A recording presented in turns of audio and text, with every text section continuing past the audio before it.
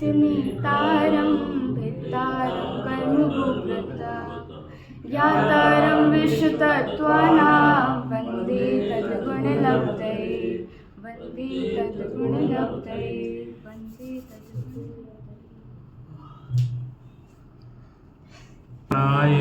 निर्धूत कलिलात्मने सालोकानां त्रिलोकानां यद विद्यादर्पणायते। जैन धर्म के महान आचार्य समंत भद्र द्वारा विरचित रत्नकर्ण शावकाचार नामक ग्रंथ पर हम लोग क्रमशः एक एक कारिका को समझने का प्रयास कर रहे हैं। सम्यक दर्शन का प्रकरण चल रहा है, सम्यक दर्शन अधिकार चल रहा है, और इसमें इसके पूर्व जैसे हमने आरंभ में सम्यक दर्शन को समझने के लिए एक कारिका पढ़ी थी, श्रद्धानम परमार्थानाम आप्तागम तपोवृतम त्रिमूढ़ापोढ़मष्टांगम सम्यक दर्शन मस्मय। उसमें हमने अष्ट अंग पढ़ ली। अब त्रिमूढ़ापोढ़, तीन मूर्ताओं से रहित, तो उसमें भी हमने इसके पहले लोक मूर्ता का स्वरूप और देव मूर्ता का स्वरूप। मूर्ता का अर्थ हमने आपको बताया था विपरीत सिद्धांत। मूर्ता का एक सामान्य अर्थ मूर्खता भी समझ कि सच्चा स्वरूप न समझकर, देव का सच्चा स्वरूप न समझने वाले किसी को भी देव मान लेते हैं। जो देव नाम से प्रसिद्ध हो गए उनको देव मानने लगते हैं। क्योंकि हमको क्यों मानने लगते हैं? क्योंकि देव का सच्चा स्वरूप। आपको यदि वास्तविक धर्म किसी को समझाना है, आप उसका एक तरीका है। जैसे आप ये कहोगे ना, इस देवता को मत मानो, ये मान्यता मत करो, ऐसा इस भाषा में बोलेंगे ना तो वो और क्रोधित हो जाएंगे। अरे हम तो उनकी उपासना करते हैं और आप कह रहे हो कि मत मानो, ऐसा कैसे कह रहे हो आप? सबको सब मानने का अधिकार है, ये तो लोकतंत्र है। हर व्यक्ति का अपना अपना कुलाचार है, अपना अपना लोकाचार है, अपने अपने गुरु हैं, अपने अपने देव हैं। आप कौन होते हो किसी को रोकने वाले कि इसको मत मानो, इसको मानो? आप कौन होते हो? और ऐसा कहना भी अपराध है। अगर इस तरह के वाक्य आप बोलते हैं ना तो ये अपराध है।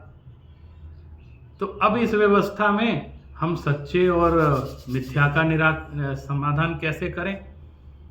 तो जैसा जैनाचार्यों ने पद्धति अपनाई, आप किसी को बुरा भला मत, किसी के बारे में कुछ मत बोलो, कौन सच्चा कौन झूठा। आप तो जो वास्तविक स्वरूप है वो समझा।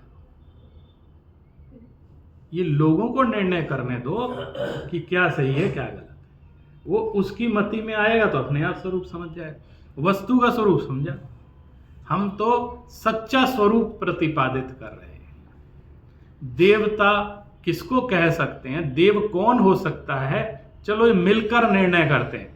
तो उसका एक मापदंड बनाया कि देव किसको कहेंगे, और वो मापदंड, वो लक्षण बनाए। उन लक्षण के आधार पर आप देख लो, जिसमें हो तो ठीक है। भाई हमने वीतरागता एक लक्षण बनाया कि हम देव उसको मानेंगे जो वीतरागी होंगे। ये है कि नहीं, हमें क्या मालूम कौन है कि नहीं। आप चेक करो ना, हमने तो आपको वीतरागता, हितोपदेशिता, सर्वज्ञता, ये तीन लक्षण हमने निर्धारित कर दिए। अब आप चेक करते रहो किसमें है किसमें नहीं है। अगर वीतरागता है तो नमन है, और नहीं है तो भाई सामान्य शिष्टाचार है। फिर हम मोक्ष मार्ग वाला नमन उनको नहीं कर सकते, क्योंकि अब क्या है, बात इंडिविजुअल आ गई, अब सामाजिक नहीं है।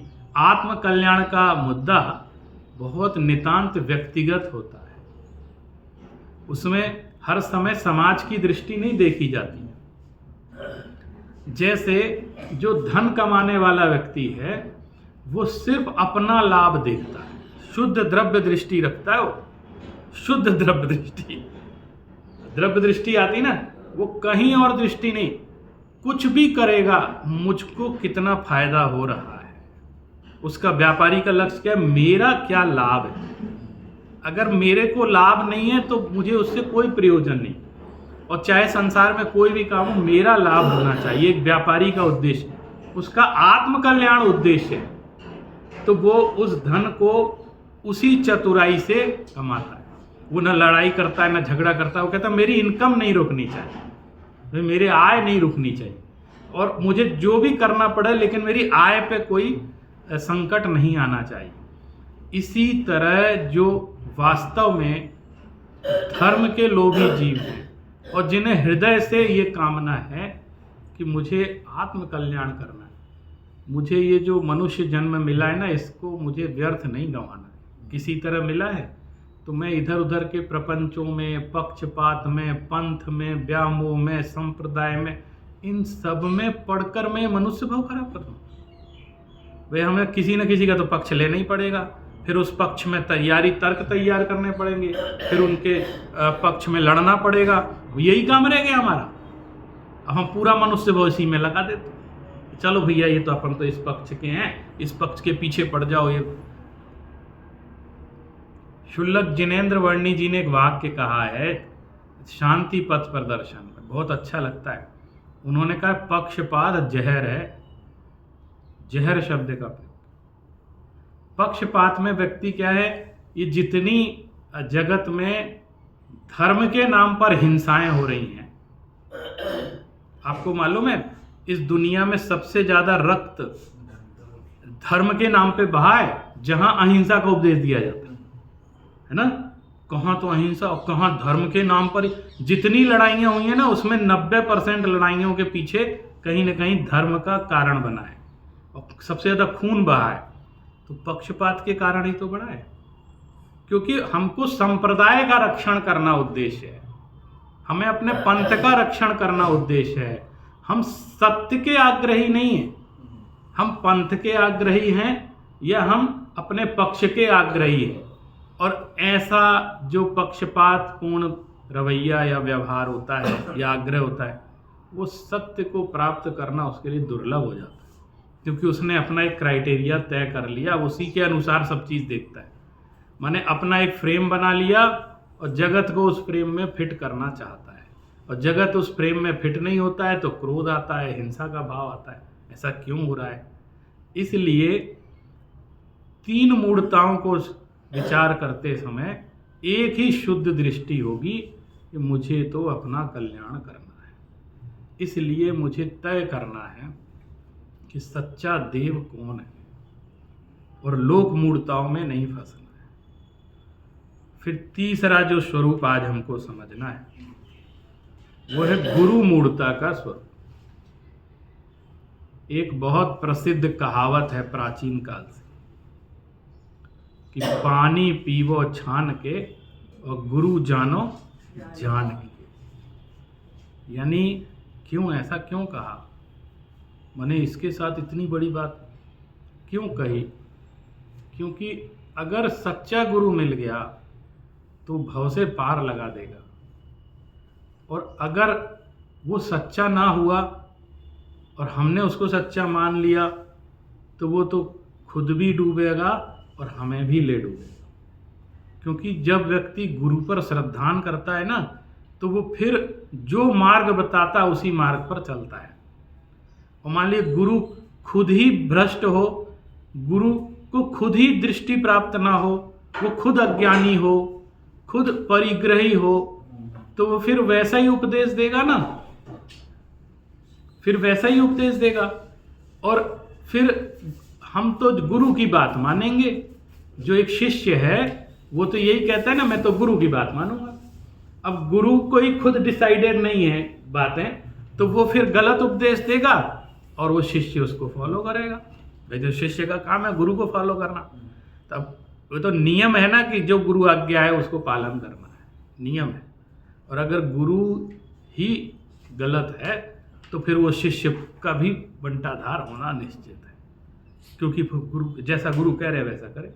इसीलिए उन्होंने कहा गुरु मूढ़ता का स्वरूप समझाया है, ये भी तय कर लो, है ना। एक हमको जिसके प्रति सावधान रखना है, और उस समय हम संकल्प लेते हैं कि जैसी गुरु की आज्ञा होगी मैं तो वैसा काम करूँगा।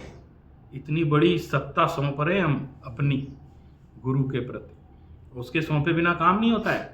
तो उस समय गुरु का स्वरूप तो तय करना पड़ेगा। और सबको कहते हैं कि अगर जिसका कोई गुरु नहीं उसका जीवन शुरू नहीं। ऐसा मान लो क्या मेरा कोई गुरु नहीं है, तो ऐसा भी नहीं होता है भाई। किसी न किसी को तो गुरु बनाएंगे, जिसके दिशा निर्देशन में, मार्गदर्शन में हम चलेंगे। वो हमें डांटेगा भी, हमें पुचकारेगा भी, हमें मार्ग बताएगा, सच्चा मार्ग बताएगा। तो अब ये शिष्य की जिम्मेदारी है कि गुरु का स्वरूप समझकर हमें अपना गुरु तय कर लेना। अपना गुरु किसको मानना है, ये शिष्य की जिम्मेदारी।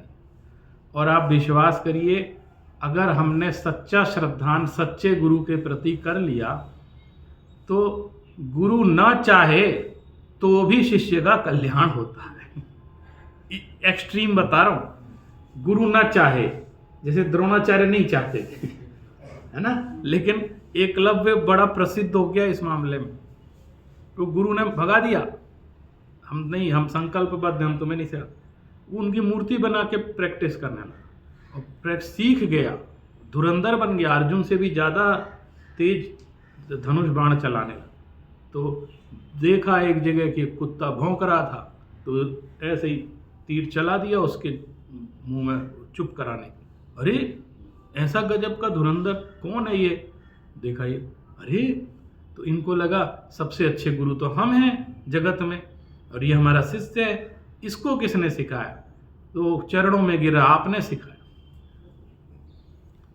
तो अब अर्जुन आदि जो थे उनको लगा कि ये द्रोणाचार्य ने धोखा कर दिया हमारे साथ। कहा था कि हम सिर्फ तुम ही हमारे शिष्य हो, मैं गुरु।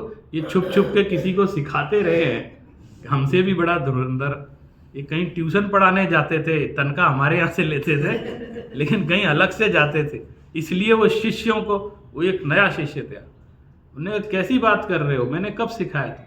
बोले है, अंदर जाके देखा तो द्रोणाचार्य का प्रतिमा बनी हुई थी। बोले आपके यहाँ गए थे, आपने मना कर दिया, हमने यहीं पर आपको मस्तक, देखिए एक भी ट्रेनिंग नहीं दी उसको, लेकिन उसने हृदय से उनको गुरु मान लिया था कि ये हमारे गुरु हैं।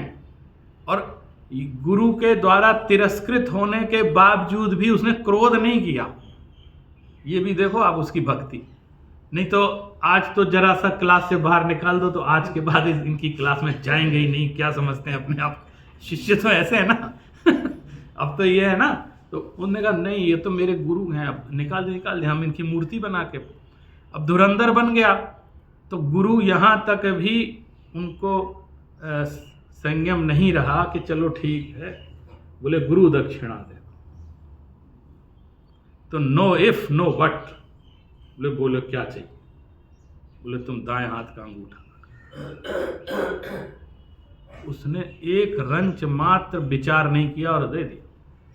उसका समर्पण कह रहा हूं, मैंने उसको जो भी ज्ञान प्राप्त हुआ था, जो भी विद्या प्राप्त हुई थी, उसको उसके समर्पण से प्राप्त हुई थी, ना कि गुरु ने सिखाई थी। सिर्फ गुरु के प्रति समर्पण, ऐसा शिष्य था। और दे दिया। उन्होंने भी ऐसा चीज मांगी जिसके बिना कोई चला ना सके।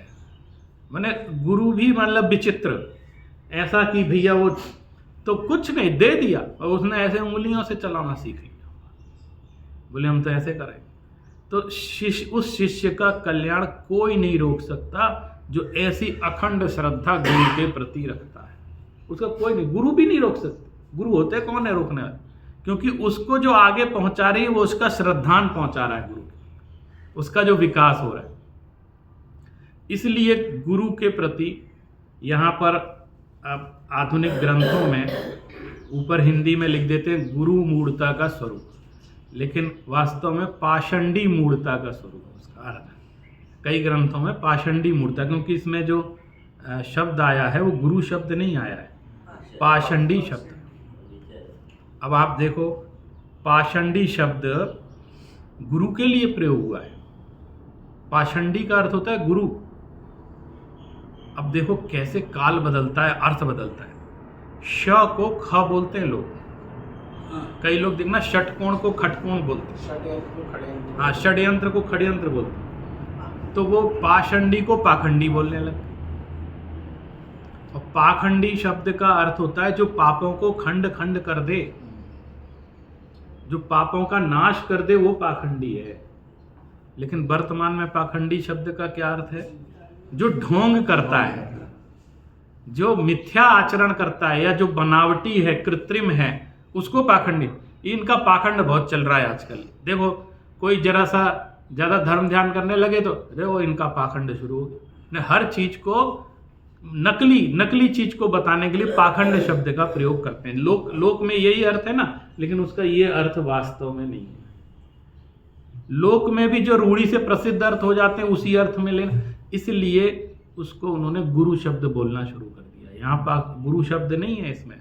हम लोग कारिका पढ़ो, देखो इसमें सग्रंथारंभ हिंसा नाम संसारावर्तवर्तिनाम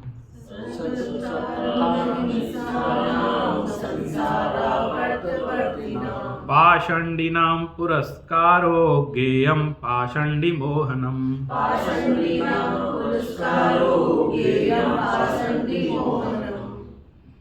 दोनों तरफ लिखा ना, पाषंडी नाम पुरस्कारो गेयम पाषंडी मोहनम।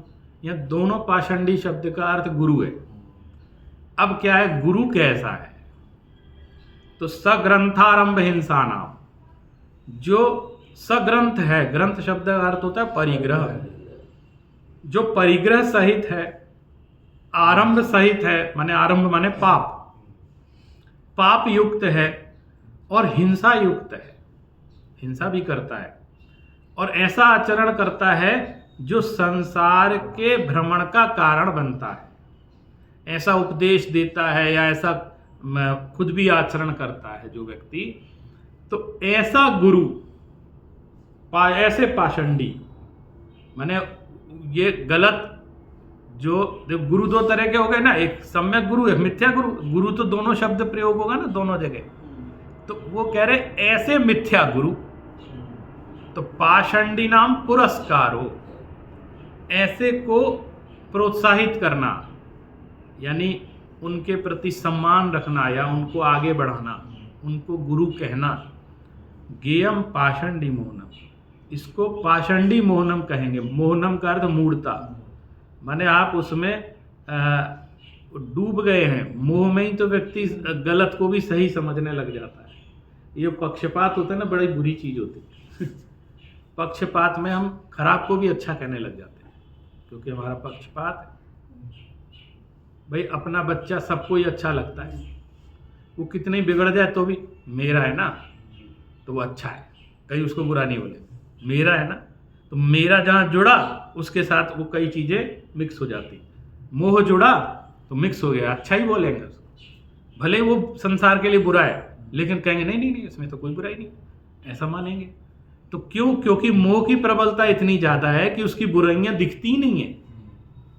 इसलिए यहाँ पर उन्होंने कहा गेयम पाषंडी मोहनम, इसको पाषंडी मोहनम का अर्थ है गुरु मूढ़ता। गेयम माने जानो, उसको गुरु मूढ़ता जानो। अब देखिए पंडित जी साहब ने इसकी जो ढूंढारी में बहुत छोटी टीका है, इसलिए इसी को पढ़ते हैं अपन, उसी से समझे। परिग्रह आरंभ अर हिंसा करी, जे सहित संसार रूप भवनी में प्रवर्तन करें। संसार के भवन में प्रवर्तन करते हैं, ऐसे पाखंडनी की जो प्रधानता, उनके वचन में आदर करी प्रवर्तन करना, सो पाखंडी मूढ़ता। भावार्थ में कह रहे हैं कि जिनेन्द्र धर्म का श्रद्धान ज्ञान करी रहित होए, जो नाना प्रकार का वेश धारण करके आपको ऊंचा मानी जगत के जीवनते पूजा वंदना सत्कार चाहता, जो परिग्रह राखे है और उनमें आरंभ करे है। देखो सबसे पहला लक्षण क्या होता है? जो जिनेन्द्र धर्म का श्रद्धान ज्ञान करी रहित हो, माने ऐसा गुरु जिसको जिनेन्द्र भगवान पर श्रद्धा नहीं है ना, तो सारे हट गए ना बाकी के। अपने आप। जिसको जिनेंद्र के वचनों पे श्रद्धा नहीं है, हम उनको गुरु कैसे मान लें? मैं आपसे ये बात सच बता रहा हूं, ये रोग घर घर में व्याप्त हो गया है। कोई बहुत अच्छा ध्यान कराता है, वही मेरा गुरु है। कोई ये करवा देता है, वही गुरु है। कोई तंत्र मंत्र दे देता है, यही मेरा गुरु है। किसी ने गंडा ताबीज पहना दिया, बोले यही मेरा गुरु है। और होता है बहुत सरल होता है, बोले ये बांट दो, चलो दीक्षा हो गई सबकी, ये मेरे शिष्य हैं लोग। तो वो हमने तो साहब वो धागा पहन लिया, हम तो उनके शिष्य हैं, अब तो उन्हीं की बात मानेंगे। अब जरा भी विचार नहीं कर, क्योंकि गुरु का लक्षण नहीं मालूम, कुछ नहीं। इसीलिए तो कह रहे हैं हम शिष्य को लक्षण, पहले तुम लक्षण समझ। तो जिस चाय को हम अपनी श्रद्धा सौंप दें, क्या हमारा ये सिर है, कोई नरियल नहीं है जहाँ चाहे जाके फोड़ दें। इस पर इसके अंदर कुछ विचार क्षमता, विवेक क्षमता भी तो है। हम हर चीज कहीं 50-100 रुपए का हम मटका भी खरीदते हैं, तो हम उसको ऐसे टक टक करके देखते हैं उसे, और टक टक ही करके नहीं देखते हैं, उससे कहते हैं इसमें पानी डाल के दिखा, कहीं लीक तो नहीं कर रहा है। जबकि ज़्यादा से ज़्यादा क्या होगा, आपको 50 रुपये का नुकसान होगा। मान लो फूटा घड़ा आ गया, लीक कर गया, तो क्या होगा बता, ज़्यादा से ज़्यादा यही होगा कि 50 रुपये का नुकसान। उसको ऐसे ऐसे करके देखते हैं, माने हमारा विवेक इतना है, उसको ऐसे उससे कहेंगे तो इसमें पानी डाल के दिखा, माने टक टक से भी समझ में ना आए तो पानी घुमाते हैं उसमें, कहीं से लीक तो नहीं कर रहा। अगर लीक करेगा तो घड़ा ले जाना बेकार है, हमारा घड़ा काम नहीं आएगा। हमारा 50 का इतना चिंतन करते हैं, और एक छोटा व्यक्ति नहीं, बड़े बड़े करोड़पति लोग भी चिंतन करते हैं, वो 1-1, 2-2 रुपए के लिए इतना दिमाग घुमाते हैं। और ये दिमाग गुरु का निर्णय करते समय नहीं लगाते। यहां तो 50 रुपए का नुकसान होगा, वहां तुम्हारे पूरे भव का नुकसान हो जाएगा, जन्म जन्म का नुकसान हो जाएगा, संसार बढ़ जाएगा। तो आप सोचो कितना निर्णय करने की जरूरत। हम जिस चाय को अपना मोक्ष मार्ग का गुरु नहीं बना सकते, उसके कुछ लक्षण आचार्यों ने बताए। वो कह रहे भाई छोटी छोटी बात है, आप तो साक्षात स्पष्ट दिखलाई देते। अब देखो, पहले मदारी होते थे, ये डमरू बजा करके भीड़ इकट्ठी कर, है ना, खेल दिखा के। अच्छी उनकी वाक्पटुता बहुत अच्छी होती थी, बोलते इतना मीठा थे कि राहगीर भी सब इकट्ठे होकर के तमाशा देखने खड़े थे। ऐसी ऐसी बातें बोलते थे, लोगों को पसंद आती थी, ताली बजाते थे, भीड़ इकट्ठी। मदारी भी भीड़ इकट्ठी कर लेता है, तो हम भीड़ देख के जा रहे हैं गुरु मानने, अरे वहां बहुत भीड़ जा रही है। भाई हमारा लक्षण क्या बना हुआ है संसार में, अरे वहां भीड़ बहुत जा रही है, इसका मतलब वो सच्चे गुरु। भीड़ देख के आप निर्णय करो, भीड़ तो कहीं भी इकट्ठी हो जाती है, भीड़ का तो मनोविज्ञान ही अलग है। लोग अरे इसके यहाँ भीड़ ज्यादा है, भीड़ ज्यादा है, भीड़ का मनोविज्ञान। टीवी पे देख के निर्णय कर लेते हैं, वो विचित्र विचित्र बातें बोलते हैं, उससे निर्णय कर लेते हैं कि हमारे गुरु। विचित्र बातें माने जिनका कोई सिर पैर नहीं है।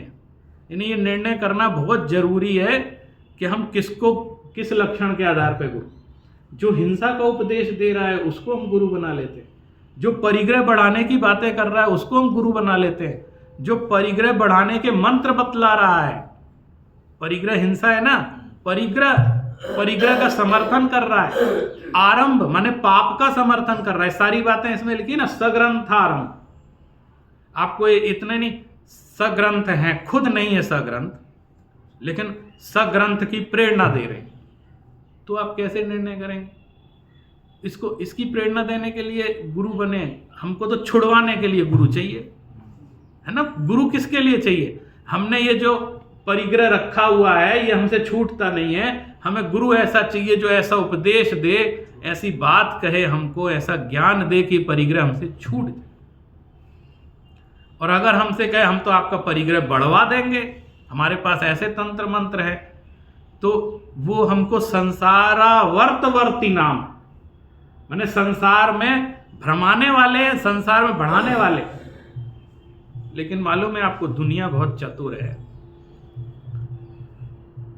एक ऐसा लक्षण जो मोक्ष मार्ग के बिल्कुल विरुद्ध है, एक ऐसा लक्षण तय करो जो दुनिया को चाहिए वो दुनिया को तुम दो, तो तुमको दुनिया से जो चाहिए वो तुम दुनिया से लो।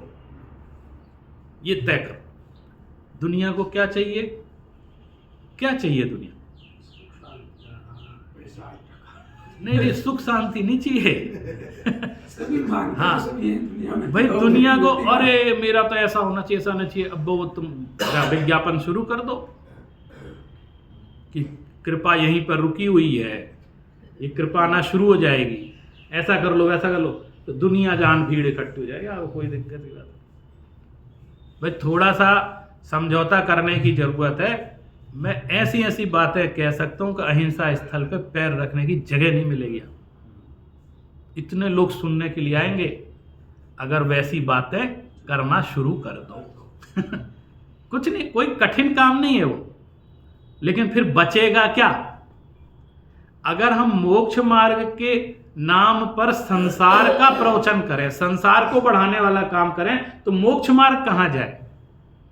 ये समझौता तो जैन धर्म ने कभी नहीं किया, नहीं तो आज पूरे विश्व में जैन धर्म फैला होता। उन्होंने कहा नहीं, हमको क्वालिटी चाहिए, क्वांटिटी नहीं चाहिए।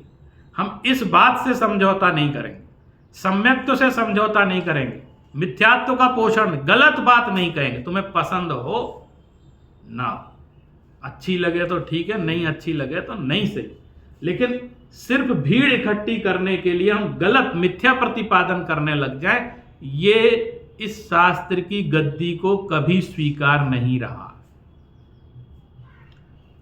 इनको मालूम है जगत जिस चीज का दीवाना है वो बात बोलो। तो देखो कितनी गहरी बात यहां कह रहे हैं। किस लिए वेश धारण किया? अपने को ऊंचा बनाने के लिए। जगत के जीवन ते पूजा वंदना सत्कार चाहता, जो परिग्रह रखे है और अनेक आरंभ करे है, खुद भी परिग्रह रखते हैं और अनेक प्रकार के पाप करते हैं, हिंसा के कार्यानी में प्रवर्तन करे हैं, ऐसे काम करते करवाते हैं जिसमें हिंसा का दोष लगता है। और इंद्रियनी के विषयनी का रागी, इंद्रिय के विषय का रागी है, संसारी असंयमी अज्ञानी ते गोष्ठी करता अभिमान होए। किनके? जो इंद्रिय विषयों के लोलुपी हैं, अज्ञानी हैं, असंयमी हैं, ऐसे लोगों के समूह में अभिमानी होकर के आपको माने खुद को आचार्य पूज्य धर्मात्मा कहावता रागी द्वेषी हुआ प्रवर्तता। आप राग द्वेष का निर्णय तो वाणी से ही कर सकते हो। आप किसी की वाणी सुनोगे ना, आपको पता चल जाएगा कि कितना राग द्वेष, वाणी से ही निर्णय हो जाएगा। माने अंदर में जो है नहीं है की बात अलग है, लेकिन अब तो आप वाणी से ही निर्णय कर लो कि कितना राग द्वेष, उसमें ही झलक जाता है। माने अभी पहले तो कम से कम वीतरागता का नाटक ही कर लेते थे लोग, कम से कम वाणी में तो ढंग से रहो। अब तो वो अंदर बाहर सब एक हो गया, जो अंदर है वही बाहर, अंदर बाहर एक करना था ना, तो जो बाहर में है वो अंदर में रख लो, ऐसा नहीं। अब जो अंदर में है वो बाहर में, तो भी एक हो जाती चीज। मेरे अंदर क्रोध है, मैंने बाहर भी क्रोध कर दिया, तो अंदर बाहर एक हो गया ना। जबकि होना यह था कि वीतरागता का भाव अंदर में हो और बाहर में भी वीतरागता के वचन हो, तब अंदर बाहर एक होता है। तो ये भी हो जाता है। तो कुछ बातें तो हम ही निर्णय कर लेते हैं, एक छोटा बच्चा बता देता है। आप तो पढ़े लिखे सब, एक छोटे बच्चे, सामान्य बच्चे से भी पूछोगे ना, अरे जरा सी उसकी बुद्धि विकसित होती है, वही कह देता है अरे ऐसी बातें तो कोई साधु कर ही नहीं सकता। एक छोटा बच्चा बोल देता है। मैंने बड़ों की छोड़ो, एक छोटा बच्चा जो 5वीं 10वीं पढ़ने वाला, वही बता देता है अरे ऐसा तो हम तो ऐसा नहीं सोचते थे, हमारे मन में तो बड़ी बड़ी कल्पनाएं थी। राग द्वेष का जो प्रशिक्षण दे प्रवचन, जो संसार को बढ़ाने की प्रेरणा दे प्रवचन में, उससे ही निर्णय कर लेते हैं लोग कि ये जो है ये मोक्ष मार्ग के प्रवचन नहीं है, ये मोक्ष मार्ग माने संसार में भटकाने वाले वचन हैं, उससे ही निर्णय। अरे युद्ध शास्त्र, श्रृंगार के शास्त्र, अब तब आप बहुत जैनों पर आफत आ रही है और अपने रक्षा के लिए आपको जो है ऐसे प्रवचन करने चाहिए कि ये शस्त्र भी सीखें चलाना। अब ये यहाँ से ये काम और शुरू, सबको तलवार चलाना आनी चाहिए, बंदूकें रखनी चाहिए सबको अपने पास, क्योंकि अपना रक्षा करनी है। अब वो ले दे के ये भी वो कह रहे ना, शस्त्र की ट्रेनिंग, श्रृंगार माने ये जो अश्लील चीजें होती हैं उनके शास्त्रों की रचना करना, उनका उपदेश देना, और हिंसा के कारण आरंभ भय के शास्त्र और राग के बधावने वाले शास्त्रनी को आप महंत भय उपदेश करे हैं ते पाखंडी। माने ऐसे जो राग को बढ़ाने वाली चीजें हैं उसको बोले, उसका उपदेश। देखो हर जगह उपदेश आया ना, इन्होंने उपदेश से ही 90% बातें तय हो जाती हैं। उपदेश से कोई क्या सोचता है ये किसको क्या मालूम, लेकिन क्या बोलता है ये तो दुनिया जानती है। तो बोली बाणी से ही आपकी तय हो जाए। अरे भैया कोई कुछ करता हो, हम तो थामने आए हैं उस चीज को, हम बढ़ाने नहीं आए। और देखो दवाई तो कड़वी लगती है, सबको खराब ही लगती है, लेकिन उपचार तो उसी से होता है ना। अब जबरदस्ती हम, बच्चा है वो कहता है मुझे नहीं पीनी कड़वी दवाई, लेकिन माँ जबरदस्ती पकड़ के तेरा बुखार इसी से ठीक होगा उसको जबरदस्ती पिलाती। तो जो अच्छी चीज़ है तो कड़वी लगती है, रोग तो उसी से ठीक होगा। अपने बच्चे को पसंद नहीं है तो उसको लॉलीपॉप खिलाते रहो, उसको तो वो पसंद है तो बुखार ठीक होगा। तो ये भव रोग जो है वो औषधि से ही ठीक होगा। और जिण वयणम मौषधिम इयम, ऐसी गाथा ही है। जिनेंद्र भगवान के वचन औषधि हैं। किस चीज की औषधि है? कि संसार का रोग दूर करने के लिए जिनेंद्र भगवान के वचन औषधि हैं। इसलिए सही वचन बोलो ना तो कम लोगों को समझ में आता है, तो कड़वे लगते हैं। अरे हमको तो जो चाहिए था वो मिला ही नहीं, ये तो हमारे भव रोग दूर करने की बात कर रहे हैं, और हमें कोई भव का रोग दूर नहीं करना है। हमें तो महल बनाने हैं, हमें तो चाहिए हमारी फैक्ट्री कैसे चले, हमें तो ये चाहिए कैसे संपत्ति बढ़े, उसका कोई मंत्र हो तो बताओ, तो हम गुरु बताएंगे तुम्हें, है ना। गुरु किसको है? वो कोई ऐसा मंत्र बताओ कि हमारा ये सब ठीक ठाक हो जाए, संसार हो जाए, मेरी शादी नहीं हो रही है शादी हो जाए मेरी। अब तो कोई ऐसा मंत्र बता दो। वो गुरु है जो हमारा इस तरह संसार बढ़ाने का काम। और सच्चा गुरु मालूम क्या कहेगा? वो कहेगा मेरी शादी नहीं हो रही, तो अच्छी बात है तू तो बच गया। वो ऐसा उपदेश दे, क्या बात कर रहे हो, ऐसा उपदेश क्यों दे रहे हो? जो सच्चा गुरु होगा वो तो कहेगा अरे तू तो बच गया संसार से, अब नहीं हो रही है तो ये तो तेरे भाग्य है, सौभाग्य है, अब तू संयम के मार्ग पर लग जा, तू संसार के भंवर में बच गया। ऐसा उपदेश देगा। तब गुरु का निर्णय करना कितना आसान है। अब देखो,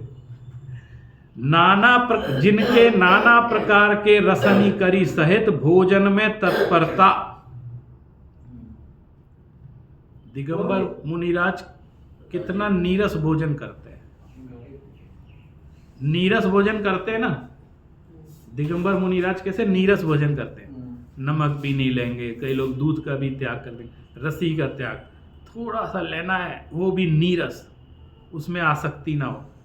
तो अपने ही आप अरे ये लाओ वो लाओ, मुझे मेरे लिए 56 भोग लगाओ। अरे ये तपस्वी हैं कि भोग भोगने के लिए आए? अपने आप निर्णय हो जाता है। तो कह रहे भोजन में तत्परता, या ही में कामादिक कथा में लीन होए हैं। कामादिक कथा में अधिकतर लोग एक ही अर्थ लगाते हैं कि अश्लील कथा, है ना। लेकिन कामादिक कथा माने सब, धन आदि की कथा भी कामादि की कथा है ना। पैसा कैसे इकट्ठा हो, पैसा कहाँ से आए, क्या करे, 24 घंटे इसी में। अरे ये कोई कथा है, ये कोई कहने की चीजें हैं, लेकिन जो चीजें हैं उसी के इर्द गिर्द अगर घूमे, 24 घंटे उसी की चिंता में लगे रहे, 24 घंटे आप सिर्फ राजनीति की बात करो, 24 घंटे धन संग्रह की बात करो, तो ऐसा कोई छोटा सा व्यक्ति भी कह देगा अरे ये क्या हो रहा है, हम तो इसी सबसे बचने के लिए बच के यहाँ आए सुनने के लिए, आप यही बात सुना रहे हो, ये क्या मतलब, क्या अर्थ निकला इस चीज। हम लोग तीर्थ क्षेत्रों पर जाते हैं तो तीर्थ क्षेत्र पर जाने का उद्देश्य क्या होता है? जिनेंद्र भगवान की भक्ति करेंगे और राग रंग से दूर रहेंगे, है ना, विषय वासनाओं से दूर रहेंगे और इन भोगादि की चारों तरफ जो हाहाकार मची है उससे बचेंगे। इसके लिए तीर्थ यात्रा है। तीर्थ मतलब यही है कि इसलिए जा रहे हैं और जिनेंद्र भगवान की पूजन अर्चन करेंगे। अब वही तीर्थ यदि विषय भोगों को बढ़ाने के निमित्त बन जाए और लोगों के राग बढ़ाने के निमित्त बने तो उस तीर्थ का उद्देश्य खत्म हो जाएगा ना भाई। वो तो वहां से और दूसरी जगह में अंतर क्या रहेगा? अगर उसमें धर्म भावना नहीं है तो क्या फर्क पड़ता है? और परिग्रह के बनावे के अर्थी दुर्ध्यान हो रहे हैं, दुर्ध्यान करते हैं। बहुरी जे मुनि साधु आचार्य महंत पूज्य नाम कहावें और लोकनिते नमस्कार कराया चाहे और विकथा करने में विषयनी में मंत्र यंत्र तप होम मारण उच्चाटन वशीकरण आदि निंद आचरण करें। मैंने बताया तंत्र मंत्र वशीकरण ते पाखंडी। मैंने अब इसमें ही 24 घंटे, क्योंकि इसमें भीड़ इकट्ठी होती है, लोगों को चाहिए तो भीड़ इकट्ठी, उसी की प्रेरणा दो। तो ये धर्म के संस्कार नहीं, धर्म के नाम पर उसको बिगाड़ना है। इस चीज की तो दुकान जगह जगह लगी है। आप अभी फुटपाथ पे ही घूमो ना तो बहुत सारे लोग तांत्रिक मांत्रिक रास्ते में बैठे मिल जाते। ये कर लिया तो क्या कर लिया, कौन सा बड़ा काम कर। लेकिन अगर इसको ही धर्म का उपदेश कह के कहेंगे तो फिर बचा क्या धर्म के उपदेश के नाम? बाकी तो फिर वही विषय वासनाएं हो गई ना। ये लोभ आदि की पूर्ति के लिए सारे काम हो गए। वशीकरण आदि कि हम तुम्हारा ये वशीकरण करा देंगे, उच्चाटन मारण, हम मंत्र प्रयोग से उसको मरवा देंगे, उसका ये करवा देंगे, वो करवा देंगे। ये सब क्या चीज है? ये रागवर्धक है और जिन शासन के विरुद्ध है। ऐसे निंदे आचरण करें। तिन पाखंडिनु का वचन को प्रमाण करना और सत्कार करना। इनके वचनों से प्रमाण करना माने उनकी प्रशंसा करना और उनका सत्कार करना, धर्म कार्य में प्रधान मानना सो पाखंडी मूर्त है। माने अगर आपने ये सोच लिया कि यही धर्म है तो वो धर्म 3 काल में मिलने वाला। देखो क्या होता है, असली समस्या क्या होती है कि कोई व्यक्ति लोक में ऐसा काम करता है ना। जैसे मान लो कोई ज्योतिषी है, वो कह रहा है मैंने दुकान खोल रखी है था, हम सारा काम करवा देते हैं और हमारे पास सब सिस्टम है और हम आपकी कुंडली भी देख लेंगे तो इसकी फीस लेंगे आपसे, है ना, और ये आपके लौकिक कार्यों के लिए ही है ना। तो वो उतना बुरा नहीं है क्योंकि एक सिस्टम है, एक विज्ञान है, एक ज्ञान है। तो उसके तहत वो आपको आपके नक्षत्र आदि का ज्ञान करा देते हैं। लेकिन धर्म बुद्धि से अगर उसके पास जाते कि इससे मेरा कल्याण होगा, तब उल्टा पड़ जाता। माने अगर वो काम धर्म बुद्धि से करने लग जाए ना, अब ये मिक्सिंग होने के कारण कि धर्म की गादी पर, जिनेंद्र भगवान के प्रवचन की गादी पर अगर इस तरह की बात आप करेंगे तो मिक्सिंग हो जाती है। लोग ये सोचते हैं मोक्ष मार्ग है, इसी से ही कल्याण होने वाला है। तो अब मिथ्यात्व उसको कहते हैं। ऐसा नहीं है कि ज्योतिष विज्ञान है, ज्योतिष एक साइंस है, उसके ग्रंथ लिखे हमारे आचार्यों ने भी लिखे है ना, वास्तुशास्त्र के ग्रंथ लिखे, सब है। वो एक सिस्टम है, अगर उसको हमने समझ लिया उस सिस्टम के तहत तो कोई बुराई नहीं।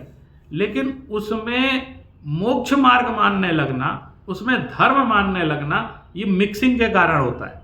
तो उसमें फिर व्यक्ति सोचता है यही सब कुछ है, उसको असली चीज का पता ही नहीं रहता। ऐसे ही मैं तो हमेशा ये बात बोलता हूँ, मैं वास्तुशास्त्र का बहुत पक्षधर हूँ क्योंकि वो एक साइंस है। लेकिन मैं ये प्रश्न भी करता हूँ कि मुझे जगत में ऐसा कोई वास्तु का घर बना के दे दो जिससे मेरे कर्मों का असर खत्म हो जाए, मेरे कर्म का उदय आए और अपने आप खिर जाए, मुझे कोई फर्क नहीं, मुझे कुछ ना करना पड़े, सिर्फ मकान से ही सारा काम, मेरे कर्म मैंने फेल हो जाएं उसमें। ऐसा कोई मुझे दिशा, ऐसे कुछ हमारे सिस्टम, ये सब कोण वोण बना के मुझे कोई पिरामिड कुछ ऐसी जगह बना के नहीं है, सब निमित्त नैमित्तिक संबंध है, ऐसा कुछ होता नहीं है। लेकिन वो एक साइंस है, एक साइंस, और साइंस के तहत सब चीज स्वीकार है, विज्ञान है। और हमारा जैन वास्तुशास्त्र बहुत बड़ा विज्ञान है। जैसे हमारे वास्तुकला के उदाहरण है ना, जैसे हमारे जैन मंदिर बने अद्भुत हैं, लोग आश्चर्य करते हैं, ऐसा प्राचीन काल में ऐसे मंदिर कैसे बना लिए, ऐसी वास्तुकला है, विज्ञान है, उसमें कोई बुराई नहीं, अच्छी बात है। ज्योतिष शास्त्र के विशेषज्ञ बहुत जैनाचार्य हुए हैं, उन्होंने कितने अच्छे अच्छे ज्योतिष के ग्रंथ भी लिखे हैं, हमारे यहाँ हैं, वो भी स्वीकार है, उसमें कोई दिक्कत नहीं। लेकिन हर बात पे ये बात आ जाती है कि वो मोक्ष मार्ग के लिए है कि नहीं, ये प्रश्न आ जाता है। तो आप मोक्ष मार्ग के लिए जो उपादेय है, उन बातों को जो कहे, जो स्वीकारे, उसका प्रतिपादन करे, वो तो भिन्न ही होता है। उसकी स्वीकृति करके ऐसे वस्तु का स्वरूप, सच्चा स्वरूप बताने वाले, वीतरागता के पोषक और रत्नत्रय के धारी हमारे दिगंबर मुनिराज होते हैं, जो अपरिग्रही होते हैं। इसमें लिखा है ना सग्रंथ, वो ग्रंथ सहित नहीं है, ग्रंथ रहित है, आरंभ रहित है, माने वो सपने में भी आरंभ की कल्पना नहीं कर सकते, और हिंसा से तो कोसों दूर है, महाव्रत के धारी। और वो संसारावर्तवर्ती नाम नहीं है, वो संसार को घटाने का उपदेश देते हैं, संसार को बढ़ाने का उपदेश नहीं देते। तो ऐसे निर्ग्रंथ दिगंबर जैन मुनिराजों को ही वास्तव में, जो हमारे उपाध्याय परमेष्ठी हैं, मुनि हैं, साधु हैं, आचार्य परमेष्ठी हैं, ये गुरु हैं और परम गुरु कहलाते हैं हमारे अरिहंत परमेष्ठी, सिद्ध परमेष्ठी। परम अपरम गुरु है ना, ये अपर गुरु है, वो परम गुरु है। और व्यवहार से जो हमें ज्ञान देता है, जो शिक्षा देता है, जो सिखाता है, माता पिता को भी गुरु कहा जाता है। और लौकिक शिक्षा आदि देने वाले, जो हमारे ज्ञान चक्षुओं को खोलने वाले, जो हमारे ऊपर कृपा करने वाले गुरु हैं, अध्यापक आदि, वो भी हमारे गुरु कहलाते हैं। लेकिन ये मोक्ष मार्ग वाले गुरु नहीं है। लोक में सम्माननीय है, पुरस्करणीय है, लेकिन ये मोक्ष मार्ग वाले गुरु नहीं। मोक्ष मार्ग वाले गुरु तो संयमी गुरु ही होते हैं। असंयमी गुरु वास्तव में मोक्ष मार्ग का गुरु नहीं होता है।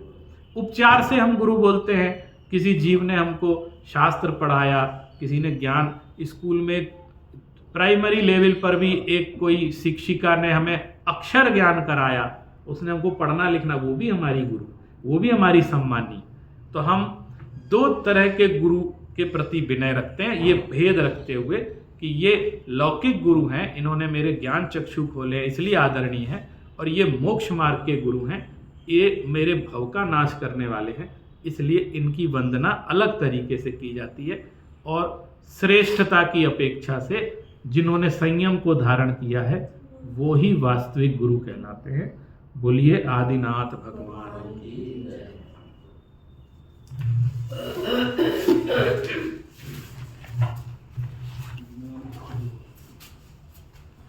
बोधि समाधि परिणाम शुद्धि शास्त्र उपलब्धि शिव सौख्य सिद्धि चिंतामणि चिंतनस्तुतं त्वामस्ति ममास्ति।